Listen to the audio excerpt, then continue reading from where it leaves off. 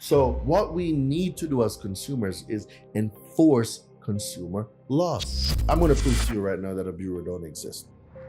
I've proved. All of y'all saying, well, Lorraine, I know about Equifax, TransUnion, and Experian. Okay, I'm going to prove to you a credit bureau don't exist. Did it say credit bureau? Nope. Consumer reporting agencies. What did it say? Consumer reporting I'm agencies. sorry. I thought somebody said credit bureau. No. What does it say? Definitely doesn't say bureau. It says a consumer reporting agency Mm-hmm. has assumed a vital role in assembling. Assumed. Yeah, they haven't even been voluntold to take Come the role. on. They just took on the role themselves and said I want to be the one to report consumers' information. Go ahead, bro. The rant that was on the consumer law.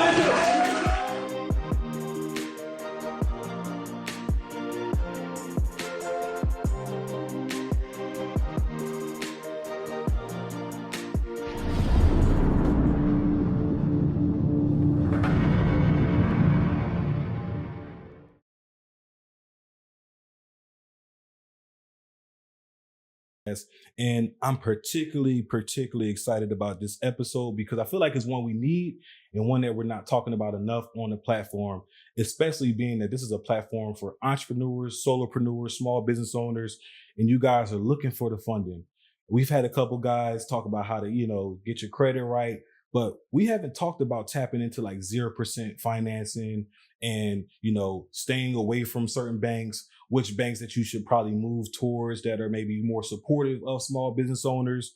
And I'm like learning of a few different things, like how the Federal Reserve have, updated their rates currently to between 4.5 to like 5.95%. And some of you are probably like, Kai, what does that even mean? What does that do for us? Well, I got a financial guru, credit specialist, all the above, one who has helped thousands, tap into their financial potential and get going with their businesses, small or large. We got credit specialist and financial guru, Durain, in the building. Durain, it's a pleasure having you on the show, man.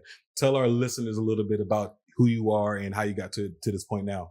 All right, so we're going to have to take it back. I'm not on the business credit side. I'm more on the personal credit side, the consumer law side. Consumer law, gotcha. So what I do is I teach people how to repair, rebuild, restore their credit using consumer law. Like, I tell people about the things nobody know about. So, like, the intro was good, but it's putting me more on the business credit side. Got you. Those are what my friends do, like Herman, Tevin, Brad. Like, they do all of that stuff. Got you. I'm more on like the deleting stuff from your credit, things that people think they can't delete. I'm the wizard for that. So let me take it back. This guy is the wizard for getting your personal stuff together. Like you got student loans on there you think you can't get off. You got bankruptcies. You got medical. Medical bills past due. Now we talking. Now we we talking. Now we talking. So this is the guy. Like when you're trying to get that house and you got that bankruptcy on your credit profile, or you got them student loans that you might have forgot to pay in 3 years. Right? Forgot. Right? He gonna get you right. So Durain, man, it's a pleasure to have you in the building, man. It's a pleasure. So like, with you now in the business of consumer law, like it's like data overload nowadays. Like, how did you get to the point where you're able to understand where these laws are, how they're consistently updating these laws to keep us out the loop as consumers, right? Even though they're meant to protect us. Like how do you how do you like wrap your head around all these different laws in like this ever-changing world that we live in with finances? Well, seek and ye shall find, right? I spend a lot of time on the CFPB website. That's the government website, the Consumer Protection Financial Bureau. So anything regarding consumer law and credit, it's going to be posted there first, right? So they have a blog. I'm reading their blogs. I'm constantly reading the news that's coming out with consumer law and credit. So I keep myself in the loop as much as possible. Like the same way I found out that, and most people didn't even hear about it, that Wells Fargo got sued for $3.7 billion by the CFPB, and most consumers and most Wells Fargo customer, they'll never hear about it because it just happened and then they closed it. Right? Bank of America got sued for $200 million. A lot of people don't know about these lawsuits. And it's crazy because when Wells Fargo got sued, they got sued for illegally applying mispayments to accounts. That's late payments. They are fraudulently putting and reporting people's payment as late. That's criminal. Yeah. Right? They're opening up accounts, fake accounts, with people's information. That's identity theft, right? They are illegally repossessing cars, illegally foreclosing on homes. Like, these are the things the banks do. Wow. Bank of America, they were withholding credit card perks.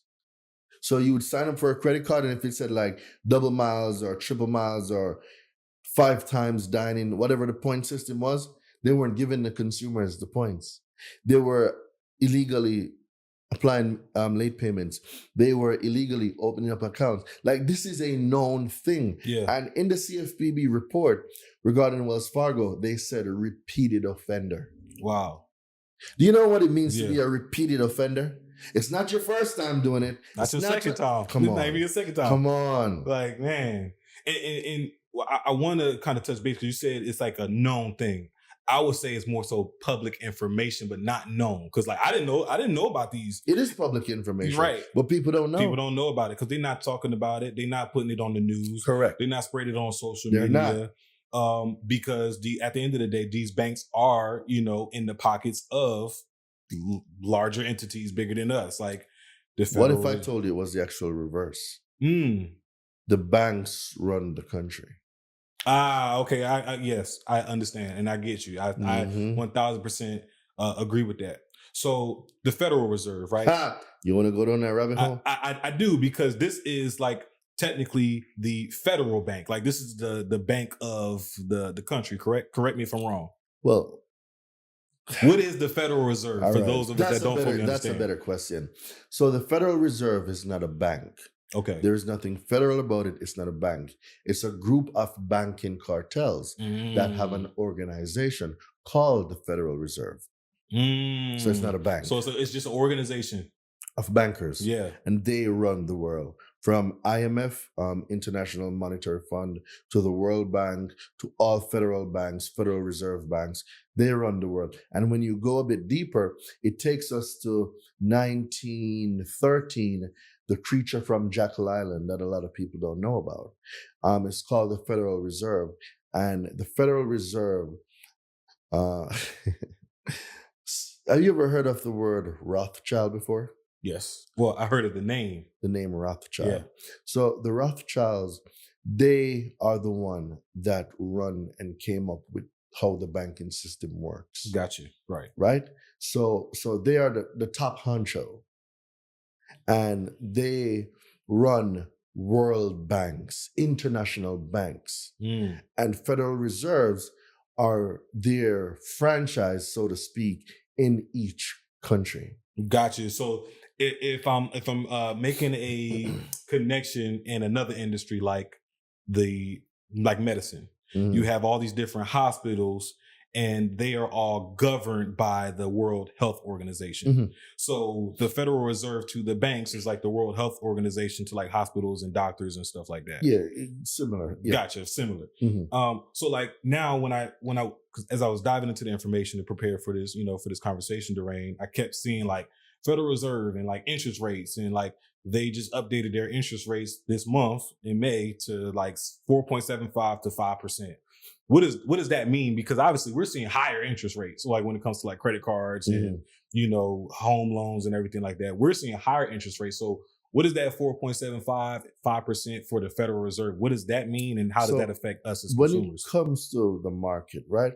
And I'm no expert in economics, but from what I can say is the interest rate going up and down, it's the Federal Reserve's way of either heating up the market or cooling down the market.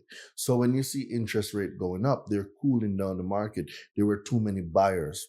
So when interest rate goes up, buying goes down for most people except rich people, because the interest rate doesn't matter for rich people because the money is free anyway. Yeah. Right? Yeah. Poor people watch interest rate, which is what they were Conditioned. Right. That's the word I'm looking for. They were conditioned to watch interest rate. Oh my God, it went up 0.5%. Shut up, it's free money. Yeah. Go use it to create an asset. Right. As long as you're using it within the time frame allotted. Yeah. So and it's not even within the time frame allotted. You can always refinance. So if you get a deal right now and the interest rate is 10%, take it. Interest rates are not going to be high forever. When the rates drop back, you refinance. Even though refinance is its own scam too, which I'll get into. Do you ever wonder why every 5 to 10 years, right? Once you hit that 5 to 10 years, you will get a call or a notice in the mail saying, hey, we'd like to refinance your home. Yeah. Right. All right. Did you know that the first 5 to 10 years that most of the mortgage that you're paying, right? Most of it goes towards interest and not principal. Mm-hmm. So follow me here. If the first 5 to 10 years, most of the interest rate is going to interest, not principal. And then after you go over that hump, it turns where most now start going to principal and not interest. That's when they come tell you about refinance. But if you refinance, what did you just do? You restarted that clock. Oh, wow. So now for the next 5 to 10 years, most of the payment that you're making is going to go to interest. So like you forever paying interest. That's basically. why they never pay off a mortgage. Right. It's a death loan. Yeah. You're not supposed to pay it off. You don't want, and you definitely, it sounds like you don't want to refinance. You don't. Until after you get past You don't want to refinance at all.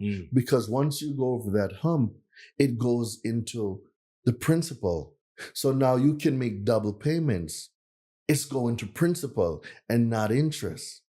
But because we've been conditioned, oh my God, one interest rate is gonna send you to the hospital. That's bullshit. So they're tricking you up front with a lower interest rate. Yeah, payments are lower, but most payments are going towards interest, not principal. So sticking on the house, because we got a lot of investors, we got a lot of people trying to buy houses on that watch the platform too. Mm-hmm. Instead of a refinance. No, investing is different. We are not all the same. So if we're talking about homes and regular people, that's for them. If we're talking about investors, it's a whole different story. Whole different ball. It's a whole different ball game. So that doesn't apply to investors because now on the investment side, the goal is to get the equity out tax-free. And that comes through a cash out refi, right? So for investors now, it's a completely different story.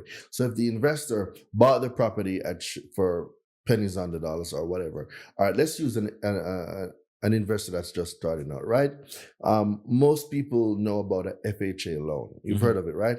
But have you ever heard of the FHA 203K loan? No. All right.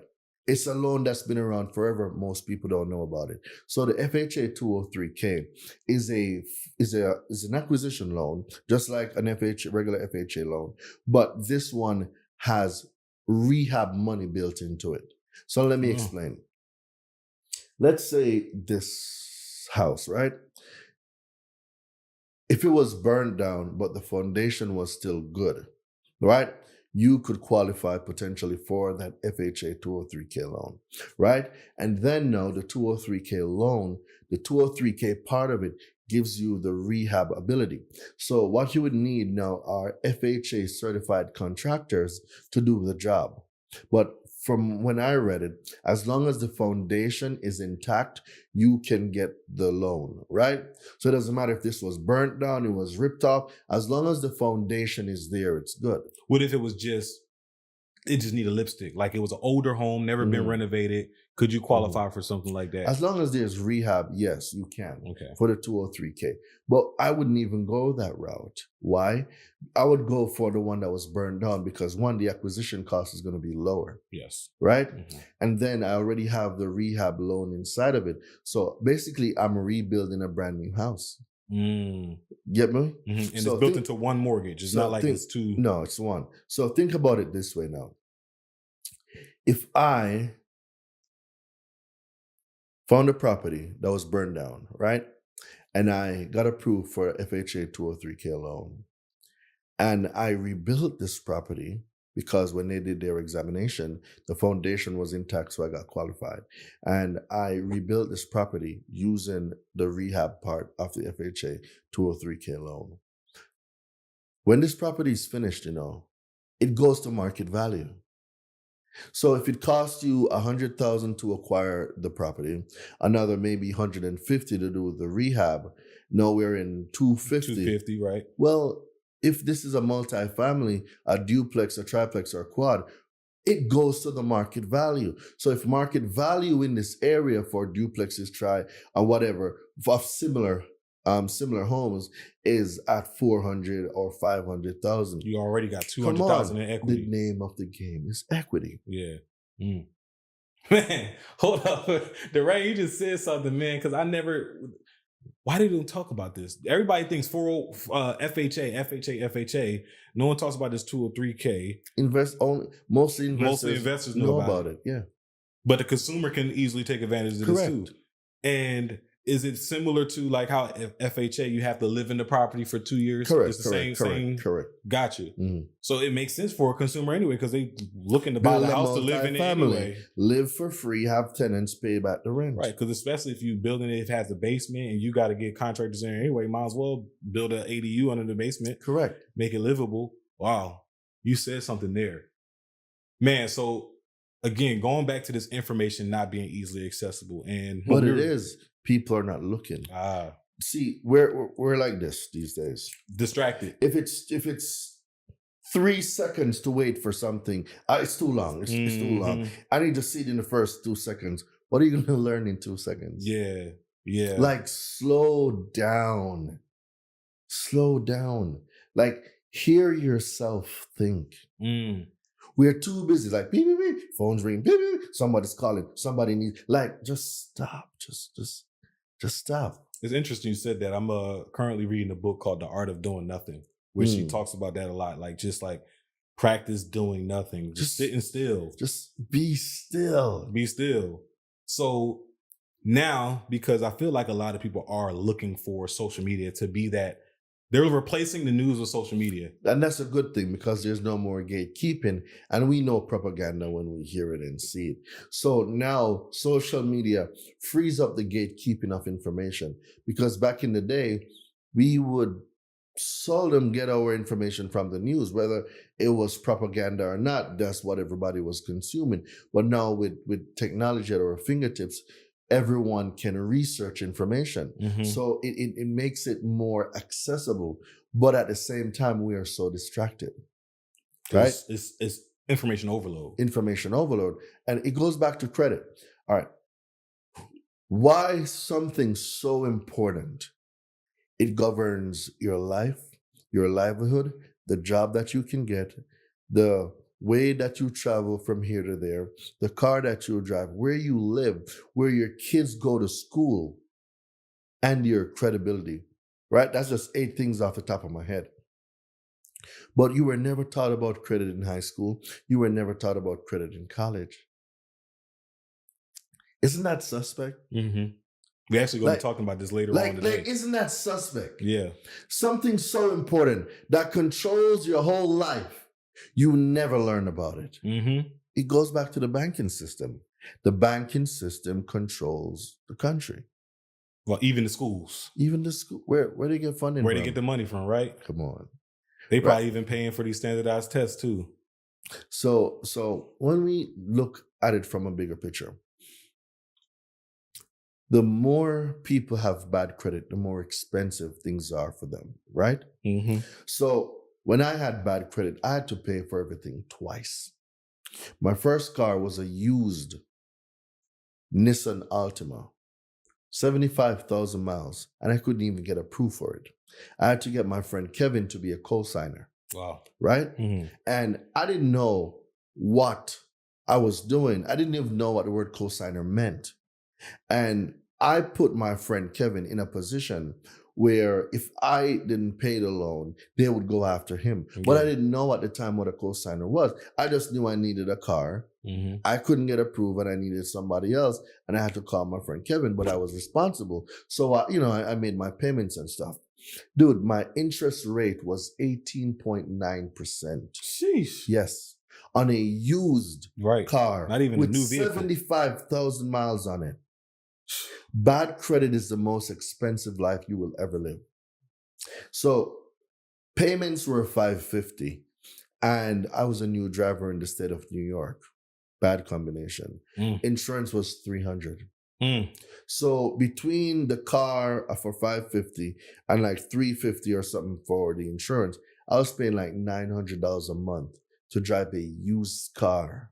Damn. Yes. I see what you're saying by paying Bad for it credit twice. is the most expensive thing you will ever do. So, like, I don't know why people are so okay with bad credit and giving these institutions all of their money. Is because they don't know any better.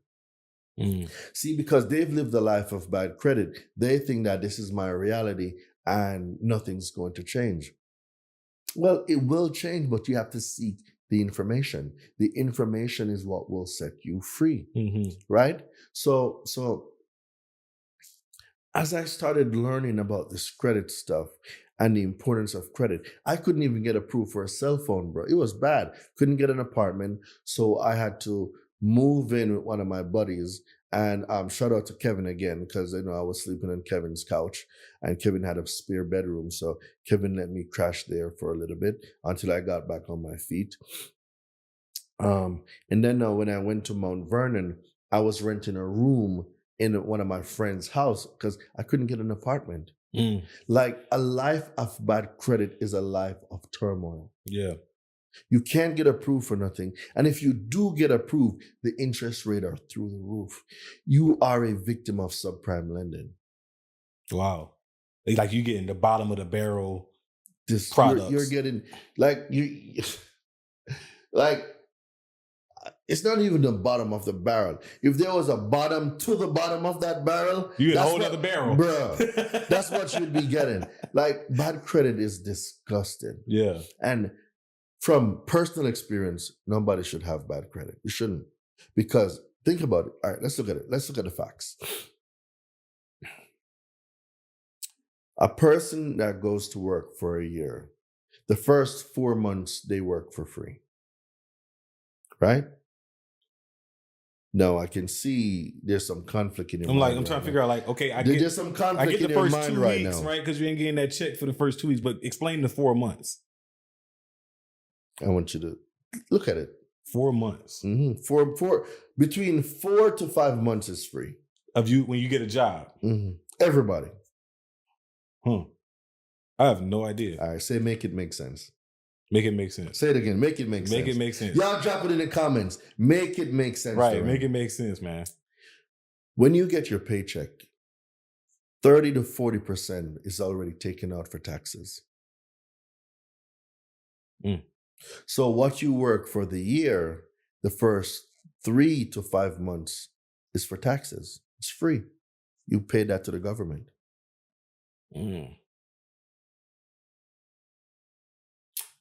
So anything after that, that's what we getting back in our tax refund? All right. So I'm still trying to wrap my head around this. We're going to dive a little deeper. When you get your paycheck, 30 to 40% is missing in taxes, right? Now think about you working for the entire year, and the year represents your salary. You're at $100,000 a year. Well, if you're at $100,000 a year, you're only taking home after taxes maybe $60,000 because $40,000 went out to taxes. So you just gave the government literally almost half of your year. Yeah. I get what you're saying now. Right? 4 to 5. Yeah. Okay. Right? That makes sense. All right. So now, Damn. So now after that, you're left to live on around 60, 65%, right? Maybe 70 if you're in the 30% tax bracket. Now, isn't it crazy that after tax dollars that they just took from me, everything else I got to pay taxes on? Right. After I've already paid taxes and they want me to live off 70% of my 70% income. So now you're paying taxes on food, taxes on gas, Yeah. taxes on transportation, taxes on buying a vehicle, taxes on buying a home. And guess what? You're still not safe. Because even when you die, you are still paying taxes. So the life cycle of $1, you probably get to keep 10 cents of every dollar. Because after they take out taxes, everything else you're still taxed on. Yeah. That's crazy, man. People don't think about it. And now, from your experience of studying consumer law, I know a lot of this is like credit as well, but anywhere in your studies have you kind of learned about like taxes as well? Like not tax evasion, but just how to protect your pockets from Rich being people overtaxed. become a business. You cannot tax the rich. The rich, you get taxed from earned income. Rich people don't have income. How are you going to tax something that they don't have? How do you set yourself up to where you're not making an income? Because a lot of us think income, that's like how I live, right? Yeah, so, income is that's the programming. Right. You go to a job. Well, rich people have assets, right? They have assets that cash flow, assets that pay them every month. It's not a paycheck. Those assets might be owned by an S corp. That S corp might be owned by a trust, and they are now the the trustee or something? The trustee, yeah, there we go. They're the trustee of the trust, and their job now is to make sure that everything is good, and the trust allows them to do certain things. So if the trust owns a yacht, the trust allows the trustee to use the yacht. Right. If the trust owns a home, the trust allows the trustee to use the home. Right. And then let's say if it is like some type of monetary exchange, is it kind of set up like as a dividend instead of like a paycheck? Correct. Got it. So rich people don't have incomes. Man, I need y'all to rewind that and just like really understand what he's saying. Rich people don't have income. They don't. Because you can't tax. You can only tax income. You can't tax if it's not income. You don't tax debt. So like why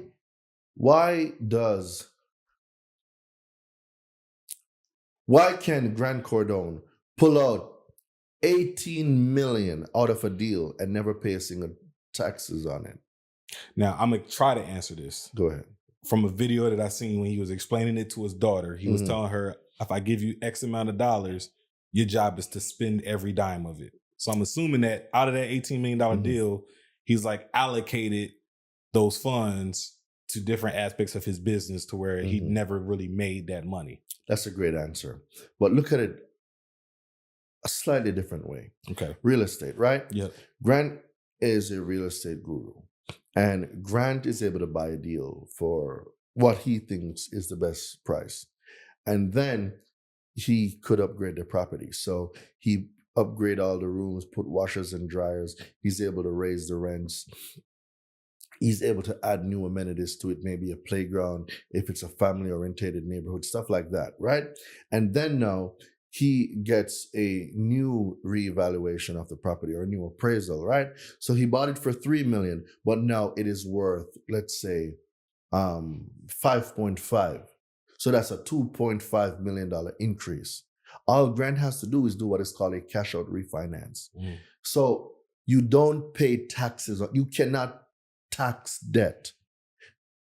So when he pulls that 2.5 out, the tenants are going to pay it back. He just walked away with 2.5 tax-free because you cannot tax debt. Income gets taxed. Debt does not get taxed. That is why the rich will be rich, because they understand and they comprehend how to use debt to make wealth. But people are listening to Dave Ramsey and Susie Orman or whoever the hell they are, telling people to live below their means and don't get into debt. Well, why isn't he preaching? Why isn't he doing what he's preaching? Dave Ramsey's a multimillionaire. Is that you don't think he got there by living below his means? Come on. I don't think so neither. Come on, bro. And that's why it's so like, that's why the stuff that he's preaching is so difficult to, in my opinion, and the people who, like, when I was on that wave of Dave Ramsey and I say, oh, try this, do this.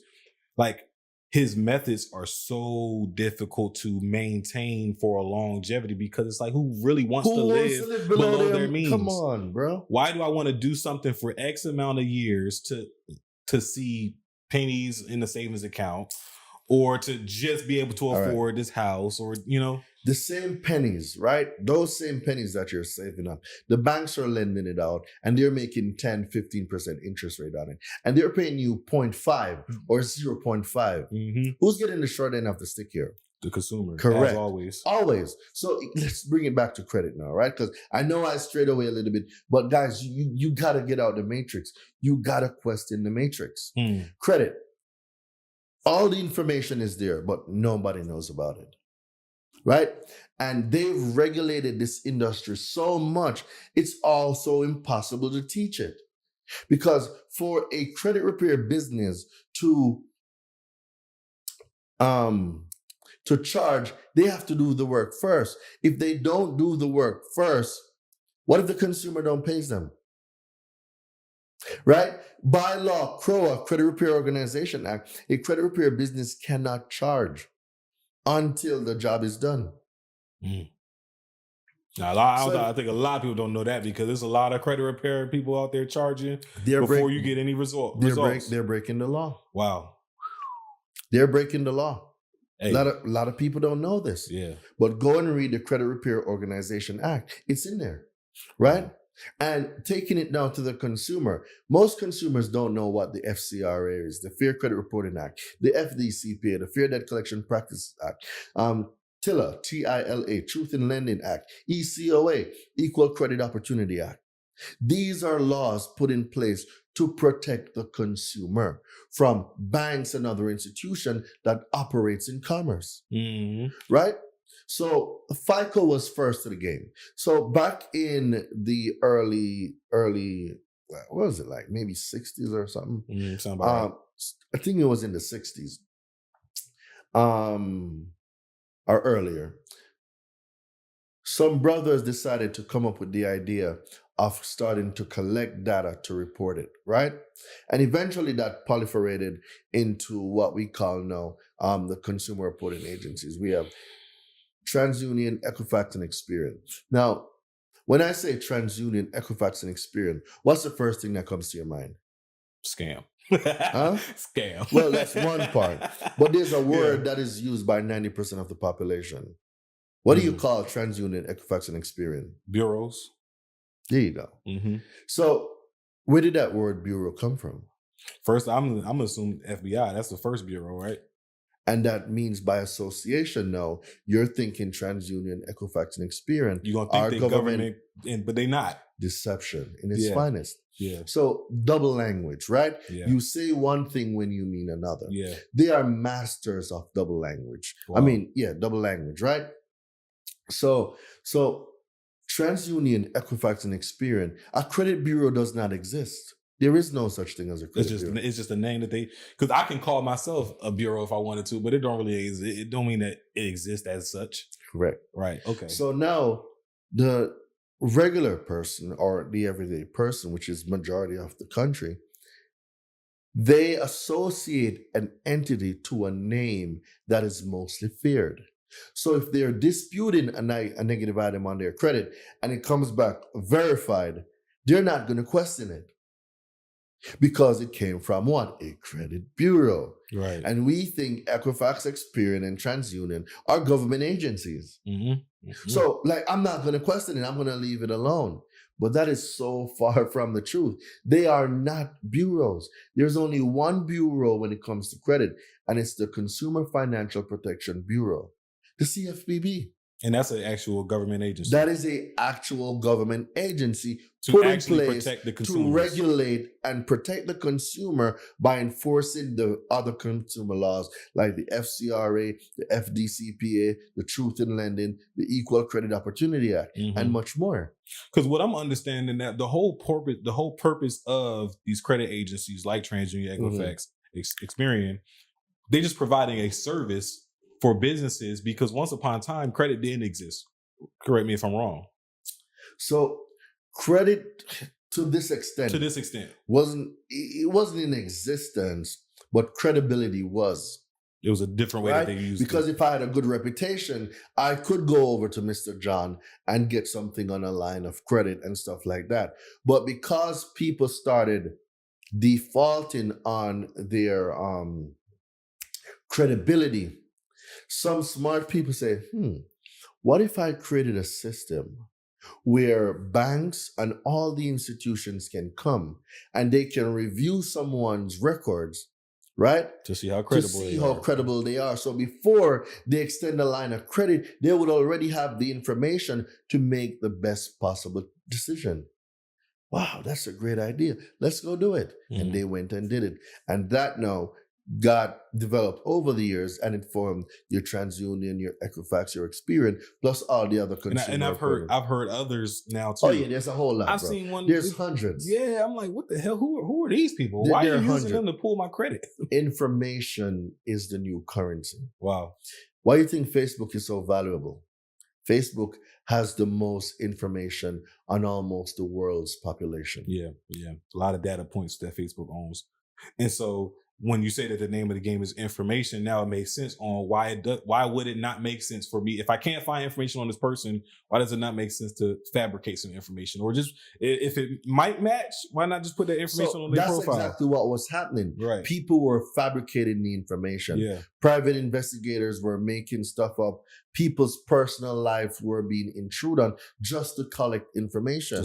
Wow. There was no privacy. So then laws had to be put in place and regulations had to be put in place. So when these laws and regulations got put in place now, we're talking the Fair Credit Reporting Act, the law now that governs how information gets reported on your consumer report and the responsibilities of consumer reporting agencies to maintain the accuracy, 15 U.S.C. 1681 EB, of consumer reports that they furnish, right? 15 U.S.C. 1681, accuracy and fairness of the consumer report. So these are the things that were put in place. So I'm going to prove to you right now that a bureau don't exist. All right. You have internet? Yep.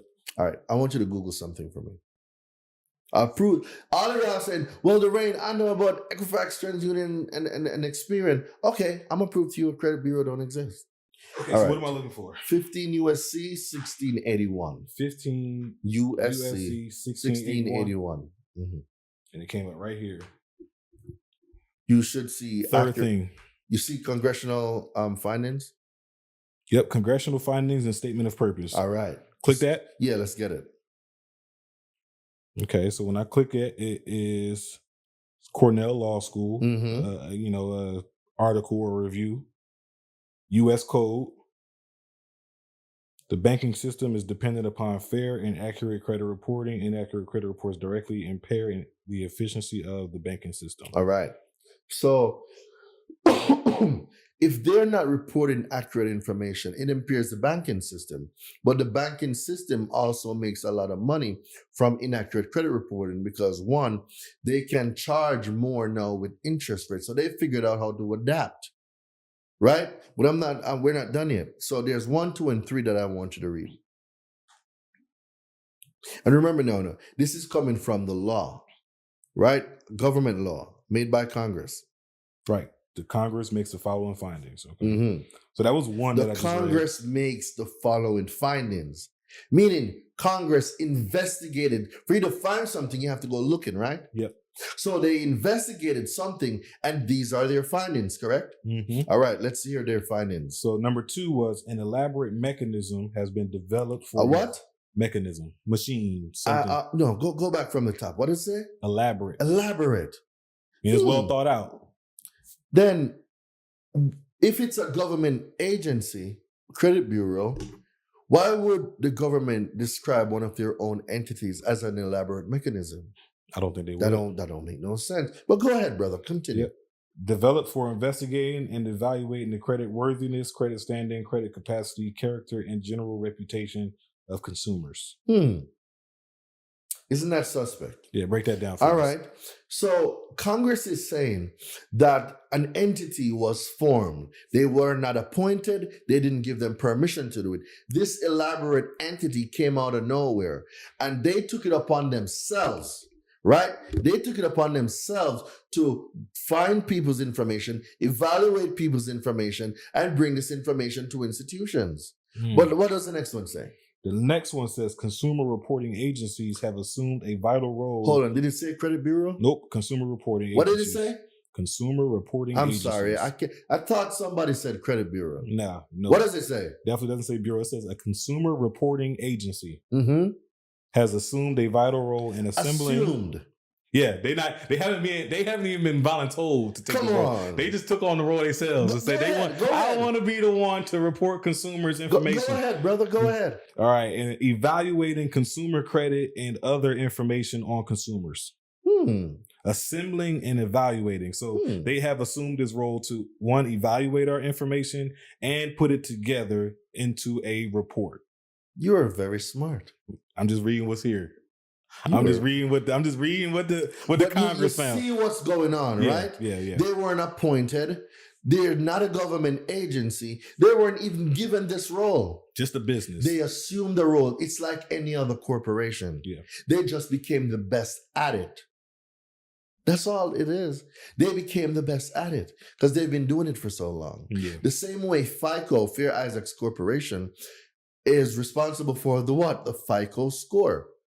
Wow, I never knew what that meant. So the FICO stands for Fair Isaacs Corporation. Wow. There's one guy, his last name was Fair. There's another guy, his last name was Isaacs. They co-founded the company, Fair Isaacs Corporation. So they're just like any other agency. Correct. Gotcha. But what differentiates FICO from a consumer reporting agency is the fact that FICO owns an algorithm.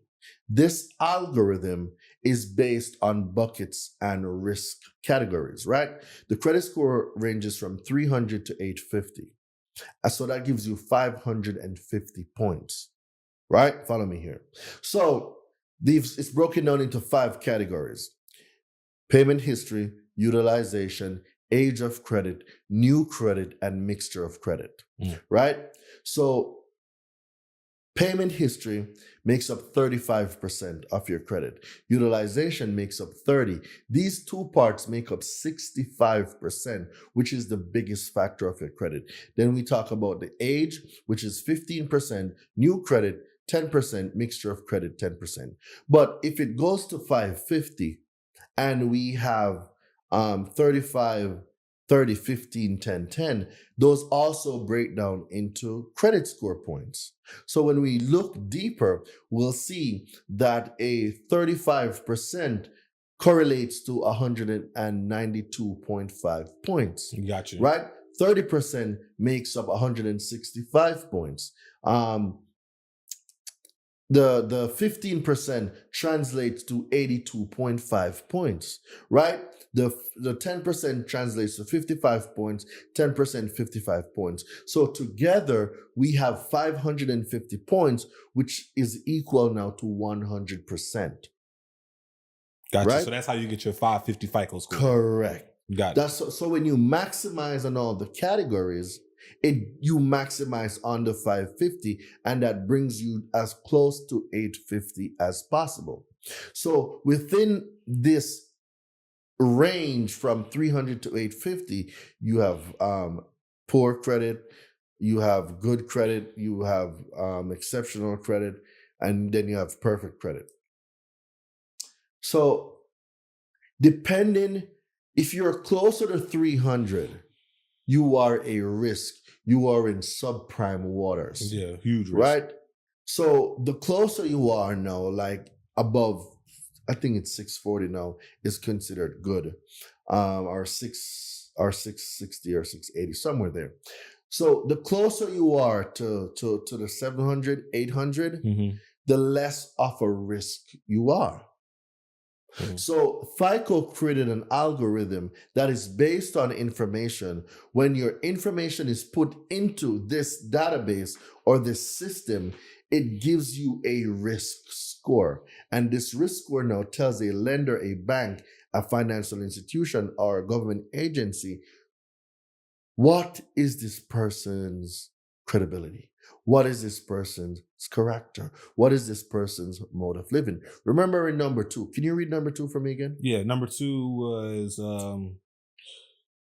elaborate mechanism has been developed for investigating and evaluating the credit worthiness, credit standing, and capacity. Credit worthiness, credit standing, credit capacity. What else was there? Character and general reputation. That's a whole person. Yeah. It's describing these characteristics of you. So when your credit report sits in front of an underwriter is evaluating what? Your credit. But the one that I'm conflicted on the most is character.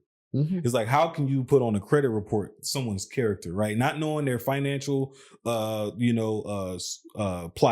not knowing, how they grew up. Like that I don't feel like any of that has anything to do with character. But it's your financial character that they're looking at.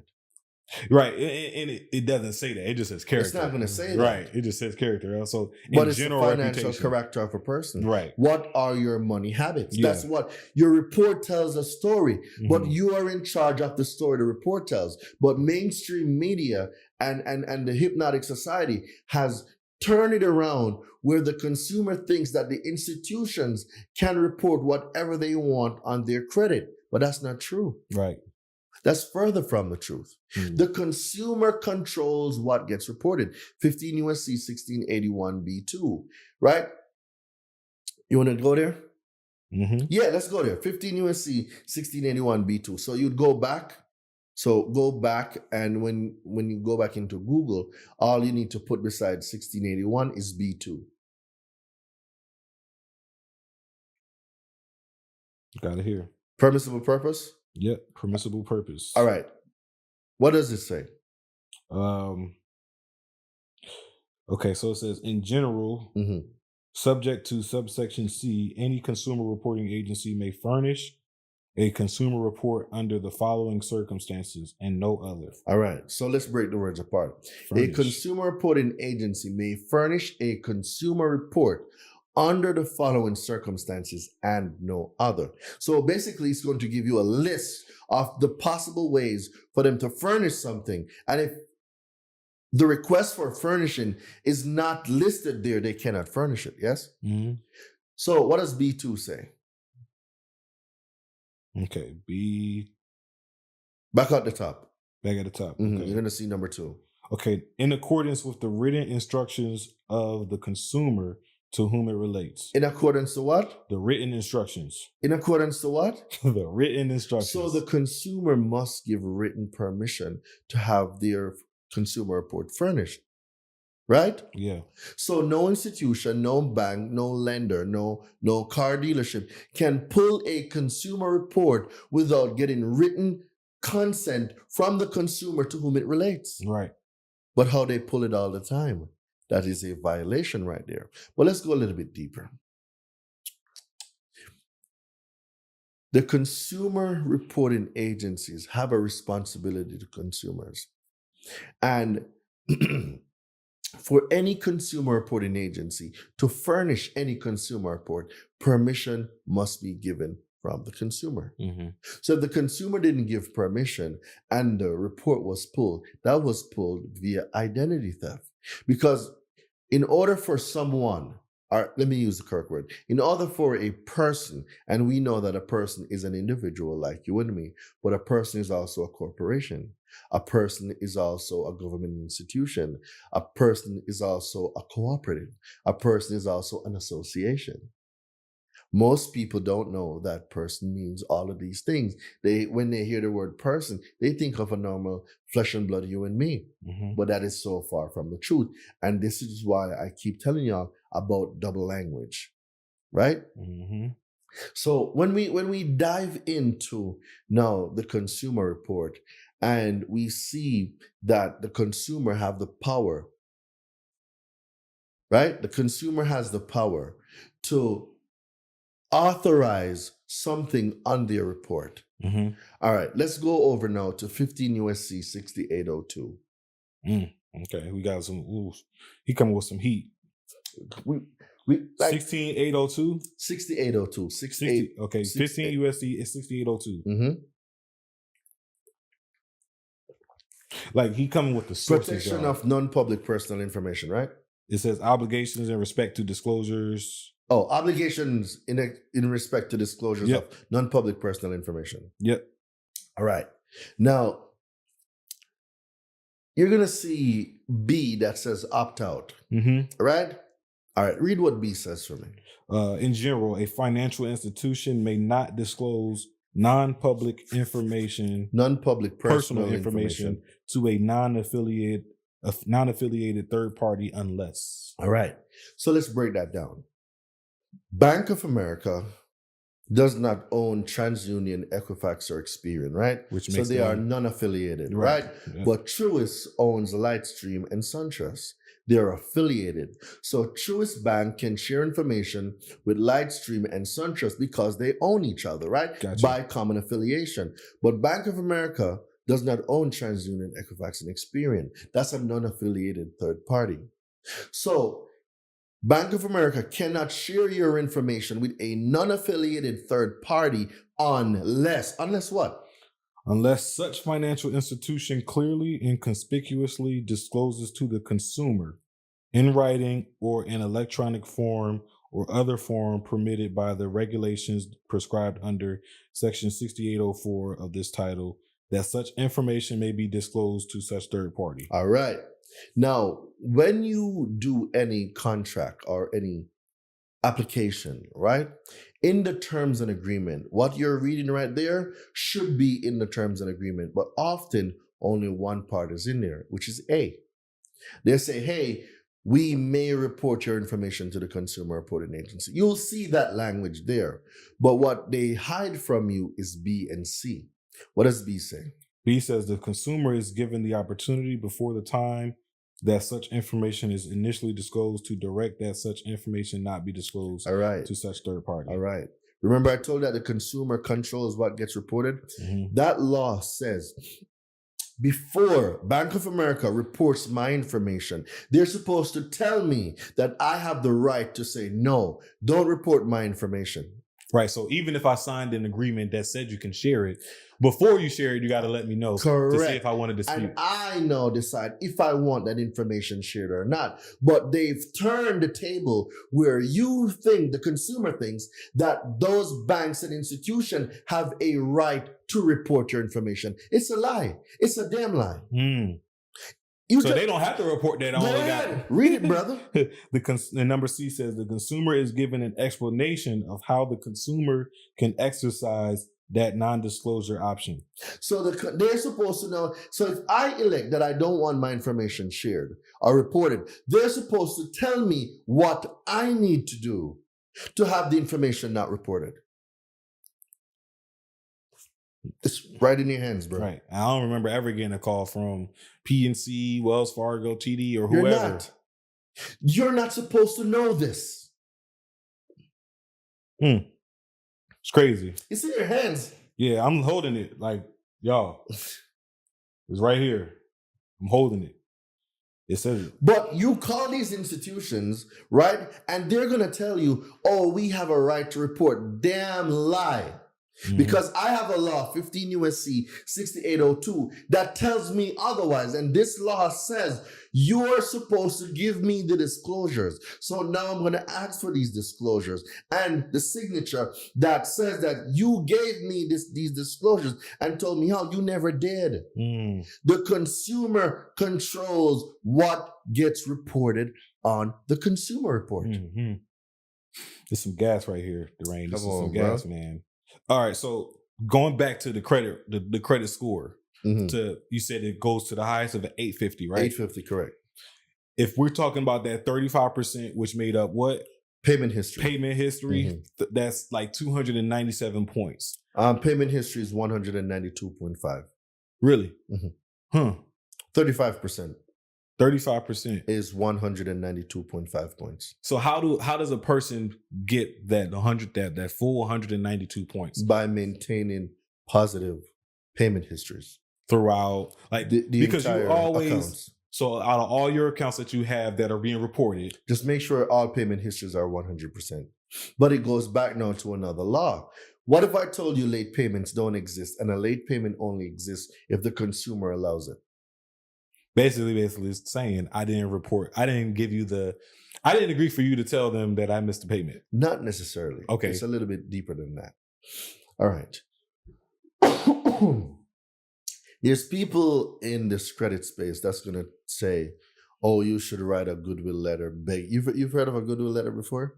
Yeah. You beg them, oh, my dog died. I'm sorry I'm late. I've been a great client for I didn't know those 50 existed. years. I didn't think they would care. Right. Like I've used it before. Don't get me wrong, Yeah. Back in the day when I didn't know what I know now, I used a goodwill letter before on an auto loan, and I got the late payment deleted. Oh, it does work. Okay. But I gave up my power.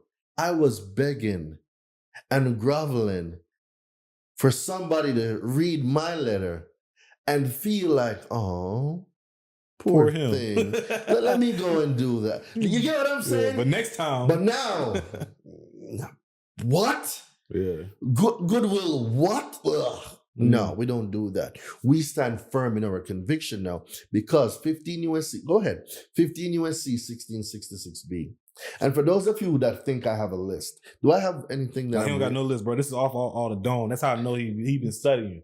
He been in the stew. Somebody think we got a screen over there. You know. Somebody might be I mean, thinking. they got the wide angle right there, bro. I got my notes. He don't got no notes. He don't got no notes. All right, so 1666. B. Bravo. B as in Bravo. All right. Okay, 1666B. Mhm. And they all coming from the same source, you know? A late payment only exists under, well, 3 conditions. But there's one law. The only law that can authorize a late payment is right there. You should be at timing of payments. Yeah, timing of payments. All right, let's get it. A creditor may not treat a payment on a credit card account under open-end consumer credit plan as late for any purpose. I want you to read it again. A creditor may not treat a payment on a credit card account under any open-end consumer credit plan as late on for any purpose. So a creditor cannot report a late payment or treat a payment as late unless, right? So unless means if they do this thing, it's the only way for them to report a late payment. So unless the creditor has adopted reasonable procedures designed to ensure that each periodic statement, including That's one. Statement, that's one. So they must send out a statement, and included in that statement is what? the information required by section 1637B, right? That's 2. What else is there? is mailed or delivered to the consumer. Mailed or delivered to the consumer, right? So that's the 3rd point that must be done. And then what's the 4th point? No later than 21 days before the payment due date. So there's 4 criterias that a creditor must meet in order to treat a payment as late. Now, listen. It never said A or B or C or D. It never said that. It says, unless these 4 things are done, a creditor cannot treat a payment as late. And in layman's terms, break down those 4 things.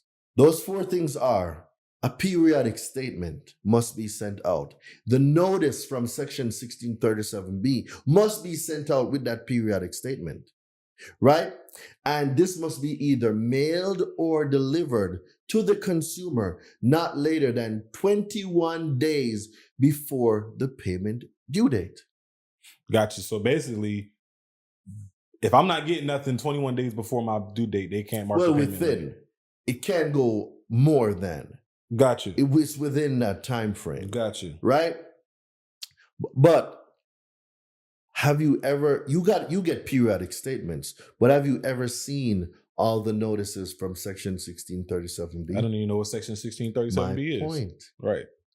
Right? And they must also prove that it was mailed or delivered to the consumer. And most of it is now just delivered through their banking apps. All right. Well, which is, and correct me if I'm, these statements are the bank statements that you're getting every month, those are right? the bank statements, Right. Correct.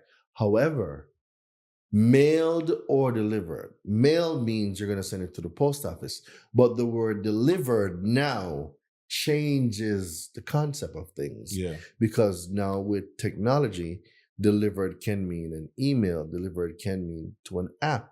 Mm-hmm. However, were the notices? Where are the notices? Where are the notices? They're not in the statement. The statement usually is just that random balance. The statement is the statement. Yeah. So if the creditor does not comply with 1666B, and this is why I opt out of all electronic communication. You're sending me stuff in the mail. This is the trick that they use. Oh, well, let's go paperless. Let's save the environment. Scam. It's a trick. Because they're using paper regardless of all of it. Damn. Send me my stuff in the mail. Send me my mail, boy. Because now they have to abide by the law. And now I can clearly see that in this mail, you only sent me a statement. You didn't send me no notice from section 1637. You didn't, and it's timestamps. And this date came after. It wasn't 21 days, right? Correct. So now Okay. this gives you more leverage. So when I say a late payment only exists because the consumer lets it, it's because the consumer lets it. You can get rid, dude, we've gotten rid of so many late payments. The fastest I've gotten a late payment, well, not me, my student, I've gotten a late payment deleted using the script that I made from this law is 1 hour and 30 minutes. Wow. Yes. She holds a record, Elaine McCoy. She holds the record for the fastest late payment deletion in my university. 1 hour. Hour and 30 minutes.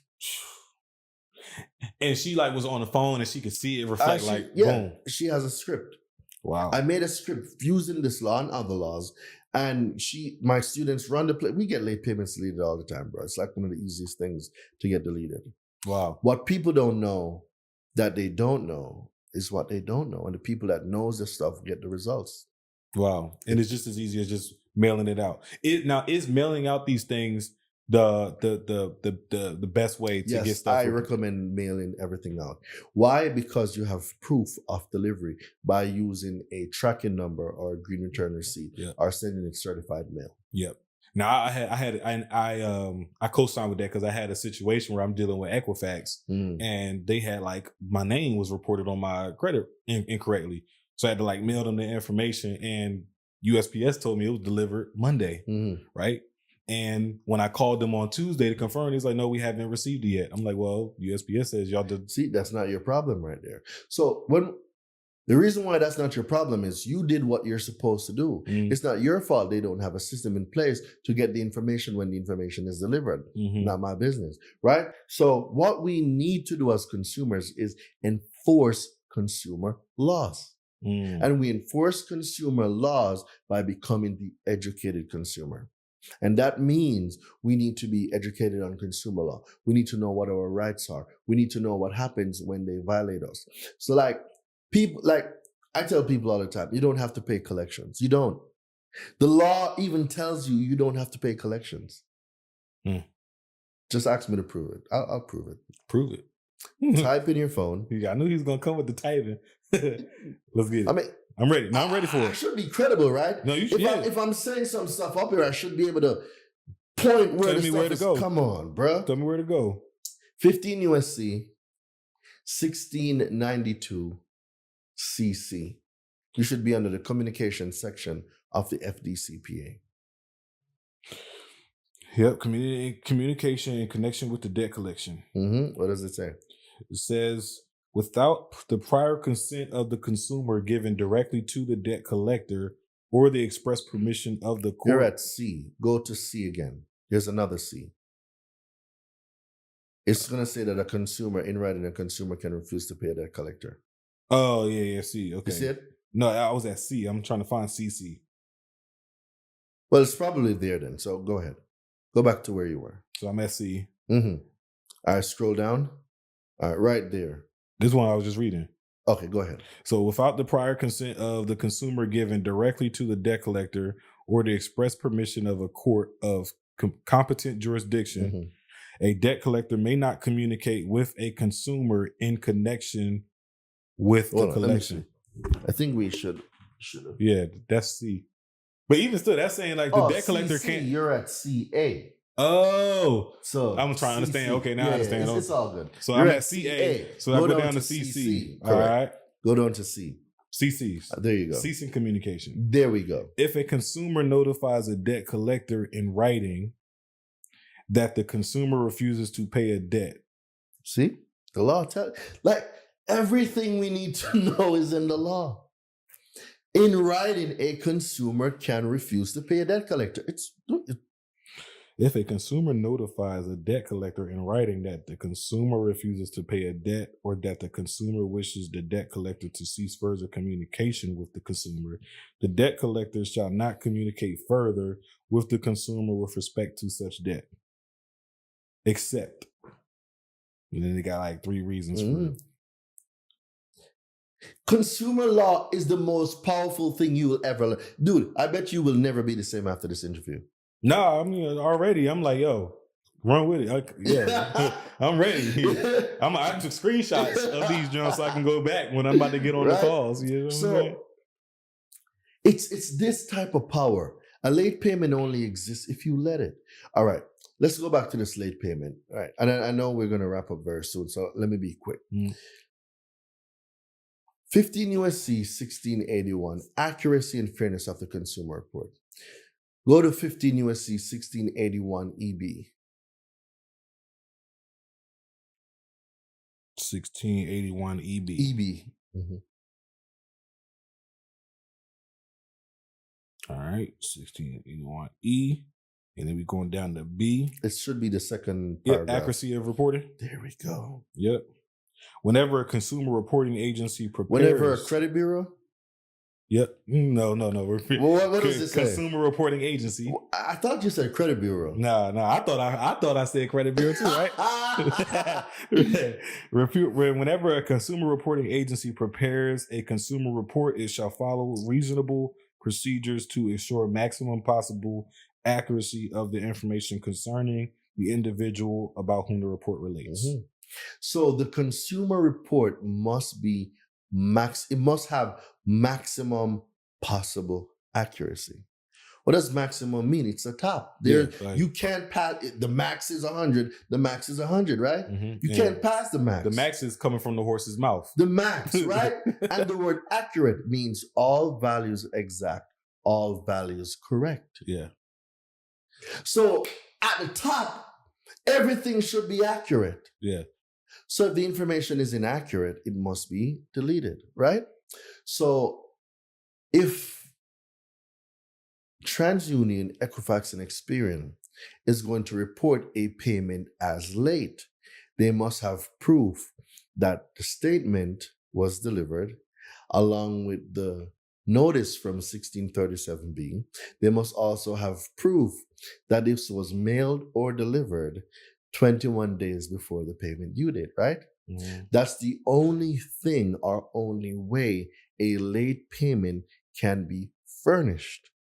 Yes? Mm-hmm.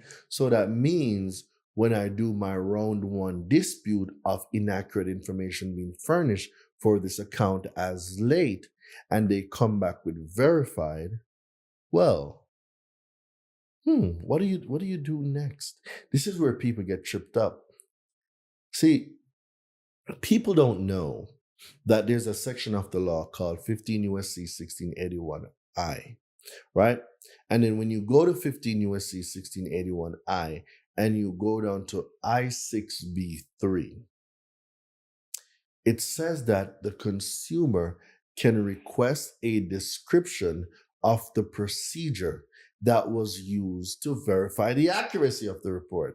So if they say that is accurate, and I request the procedure, the description of the procedure that was used, it simply means that they must now provide all the proof that substantiated the fact that what they reported is accurate, right? So it means they either must have a tracking number, right? A tracking number, because if it got mailed, or you're going to prove that it got delivered before the 21 days, you need a tracking number, right? If they sent it electronically, you should also have a copy of the electronic with all the points in there, right? So when you request that, you will never get it. And that simply means that the information is being reported inaccurately. And if they cannot prove if they can prove the description of the procedure that was used to validate or mark the account as accurate, they reported inaccurate information. So not only is that a violation of 1681, not only is that a violation of 1681 EB, that now becomes a violation of 1681N under civil liability. So now the consumer reporting agency triggers 15 USC 1681 A1A or I5 treatment of unverifiable information. And if the information cannot be verified, if the information is not accurate, it must be deleted. And this is how we get late payments deleted. We're not saying the late payment don't exist. I don't care if you were late. Did they follow the law in reporting the item? In most cases, they didn't. They did not. And it's a lot of shady business going on. And I personally dealt with this recently too when I called one of the bureaus. You One know of how the to what? get. See, look, it's ingrained in this. It's ingrained in this. When I called one of the agencies, right? You know how they give us a spiel like this call will be monitored for quality assurance, right? Blah blah blah. And I tell them too, my call is recorded. When I told them that, Dwayne, guess what they told me? You can't record it. I can't record it. I don't. Really? We do not give you permission to record. I do not give you permission to record either. Right, but then if I say that, how are we going to get done when I need you to get Lawsuit, done? baby. Okay, because I'm like, yo, now we're this is talking crazy. about getting paid for bad credit. Yeah. So you tell them that the call is being recorded. Yeah. And I don't even really got to record it. I wasn't. No, my call is being recorded too. Yeah. Because y'all are going to talk some crazy shit that I know is breaking the law and y'all don't want it on tape. Mm-hmm. But guess what? I'm going to use it as evidence in my defense, right? So, all right. People don't know that they can get paid for bad credit. A lot of people don't know. 3 rounds, that's it. Round 1, identification of inaccurate information. Round 2, opportunity to cure. You either fix it, or if you don't, round 3 is lawsuit. Yeah. That's it. Wow. So when we're talking about getting paid for bad credit, in your situation, it would be a 3 strikes you're out. You literally can go to small claims. Dude, did you know that small claims here in the state of Georgia is $15,000? Wow. You can go get 15 grand right now by suing them for the inaccurate information on your report. Wow. But they first have to, how long do they have to cure it? Because they always say that 30 days in the mail. 30 days. That they got 30 days to cure. The law gives them 30 days. Got you. So the law does give them 30 days. So we're talking about this can get popping within 45 days. You can get boogie within 45 days. Because based on how they respond to round 1, it prompts you a round 2. So between 45 to 65 days, between 45 and 75 days, those you can do it within those time period. But it all depends on how they responded to your round 2. That's why when I tell people, like, yo, my program is like the #1 program y'all need to get into. If you want to learn how to get paid for bad credit, this is where you're going to learn it. So depending on how they responded to your round 1, so let's say that they did not respond to you at all, right? That triggered 15 USC 1681 I-A1A and I-5 because the 30-day window had run out and the information did not prove to be accurate or validated. So by default, by law, it must be deleted. But people don't know how to enforce this information because they get so caught up in, I just want a quick fix. Go ahead and get your quick fix. But learning this gets you paid. Yeah. Man, Durain, I could see why when you shared a common misconception is people think you a lawyer. Because the way you got this law down pat, brother, it's like, wow, man, thank you for sharing this because, I feel like the next step is for you to just go and get your JD so you can. At this point, you can just file a lawsuit for your students, man. But that's the other thing, too. You don't need to be a lawyer. Right. To understand your rights. Come on, bro. But we get so caught up in accolades.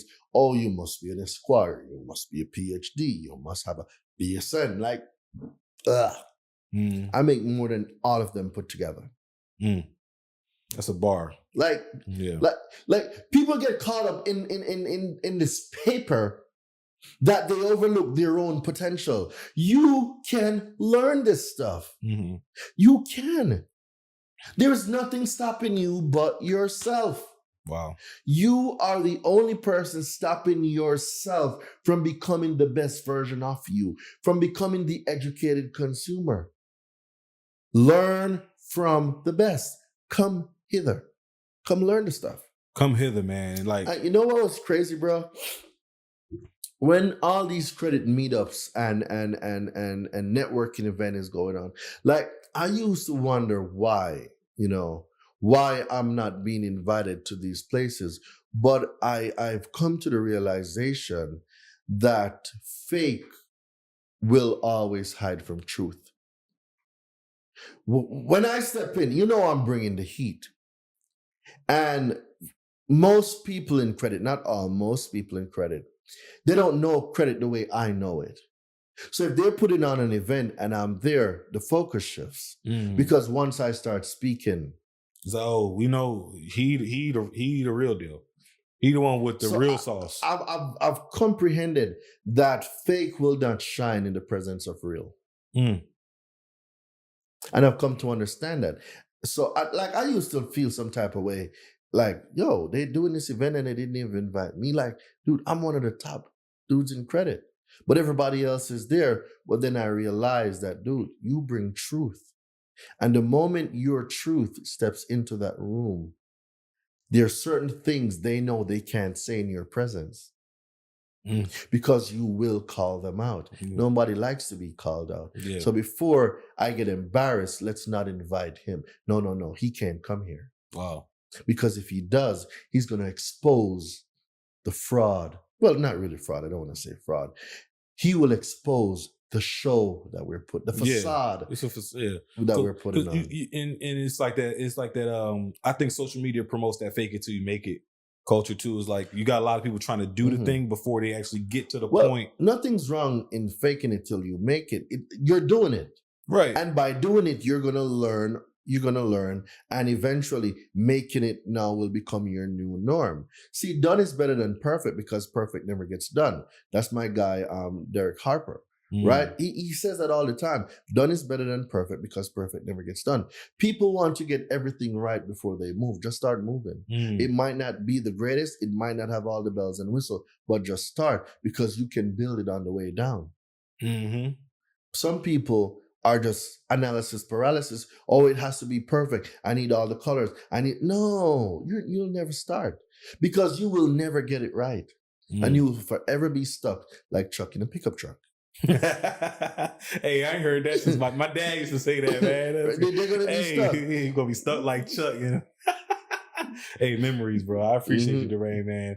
On so many levels, Darain, I appreciate what you came here to share, you know, not even just for our audience. And I hope our audience is like, man, just drop in the comment section right now, though, like a fire emoji if you feel like you just got a lot of value from today's conversation. Because I know I have. Like, I'm about to just go straight. Look, I got a whole 5 weeks plan to just kind of like get my stuff in order. The first thing now I'm adding to the top of that list is like, I'm about to send some letters out. 3 rounds, bro. You know, 3 rounds and you out. 3 strikes. 3 rounds. I play baseball, so I understand. You're going to get this heat. That's it. Straight fastballs. You know what I'm saying? So, Darain, like share with I know you have the community and stuff like that. Share with our listeners ways that they can get tapped in with that and other things that you have going on as well. Most definitely. So, you can find me on all social media platforms. YouTube, Darain Delevante. Instagram, Darain Delevante. Facebook, Darain Delevante. Just put in DARAINEDELEVANTE.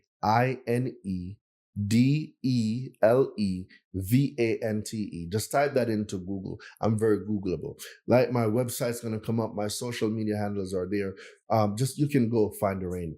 For those of you that wants to join my university, on the website you will see university. You can click on it, or you could send me a text message.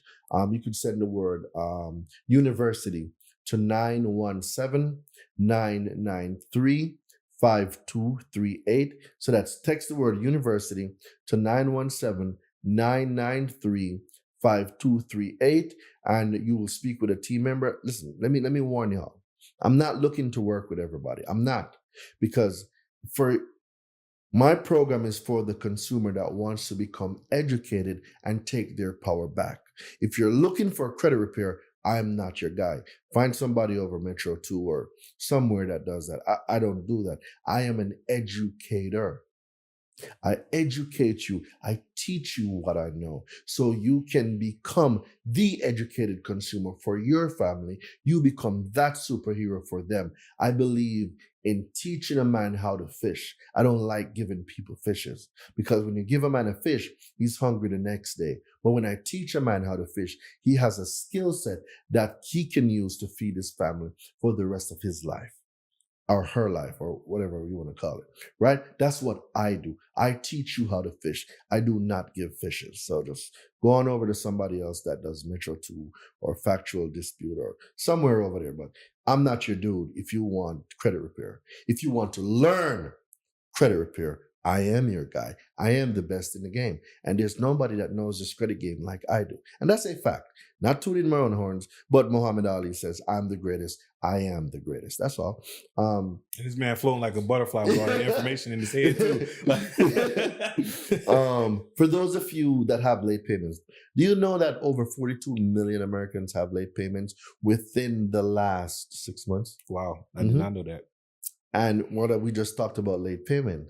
The late payment only exists if you let it, but people don't know. So 42 million Americans are just letting late payments affect their credit. Just like that. Yeah. So if you guys got late payment, just shoot me a text message, late payment. So that's late payment to 917-993-5238. So that's text the word late payment to 917-993-5238. Send me a message. Medical collections. Did you also know that there are over, well, let me rephrase. Medical debt collection is the biggest debt collection in America. I believe it. I believe it because it's expensive to give birth, expensive to go to. Just go to the hospital, period. Sit in the bed. Like, if y'all want part 2, we gonna have to, because we didn't get a chance to dive into the medical collections, and that affects so a lot of people. Y'all. Like, I didn't even tell y'all about how to delete a bankruptcy in 4 days. Like, man, look, y'all. I'm gonna do y'all a favor. I'm gonna write down the things we did not talk about. We'll know. And y'all keep me accountable. I'm gonna get the rain back. If they don't drop part 2, we're not doing it. Fair enough. Let's find out how many people, let's see how many people came to the end. And you will only know this if you came to the end. So if y'all want a part 2, drop part 2 in the comment section below. Drop part 2. We'll be happy to oblige. But if y'all don't, we'll know, hey, they didn't find it valuable. I think that's fair. Fair enough, man. Yeah. Y'all just heard from the Muhammad Ali of consumer law in a Versace robe. My guy, Durain, man. Oh, my soul. Y'all probably wondering, why is this dude in a Versace robe, right? Like I've cracked the code to making credit repair easy. Like, you can do it from the comfort of your own home. Man. You don't got to go outside. Yeah. And we didn't even talk about my software. Dude, I own a software now for credit repair. Like, there's so much, and I wish we got to trickle it in on, because a lot of I don't even understand the laws. We got to understand the laws first. So next time, if y'all want the part 2, we're gonna go heavy consumer law, like deep in consumer law. But we'll know, because we'll see it in the comments. Yeah, we'll see it for sure in the comments. Durain, man, it's been a pleasure having you on here, brother. Man. Hey, y'all heard it from Durain Delevante. I'm your guy, Kai Speaks. Make sure y'all hit, part 2 if y'all wanted to come back and hit y'all with that sauce. But until then, we'll see y'all next time. Peace. Let's go, bro. Let's go. Durain Delevante, the consumer law.